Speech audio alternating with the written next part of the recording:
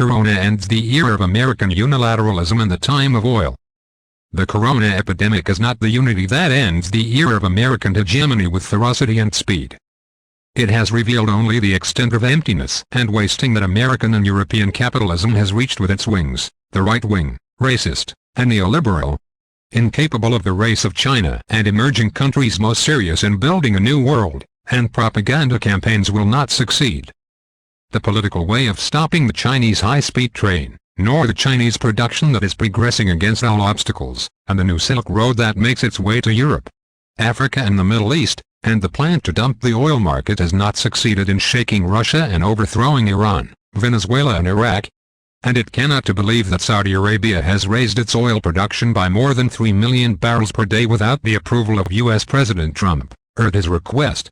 Trump believed that dumping the oil market would make Russia, Iran, Iraq and Venezuela crawl under his feet, but that did not happen.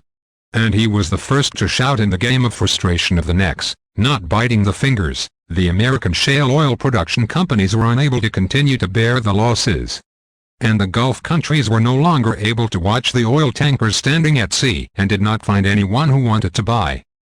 Produced for buyers to take, so there is no place for oil production, so for tanks overflowing with excess stock. Here is Trump and the Gulf states asking Russia to kindly and reduce production.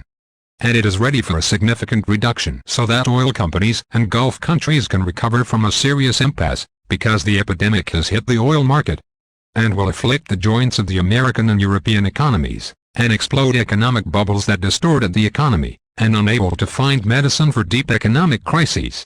And for this reason Trump and most of Europe are trying to push workers and employees to work, without waiting to make sure that the recovery from corona is close. So there is no time in a race with China, even if its sacrificed lives for profits.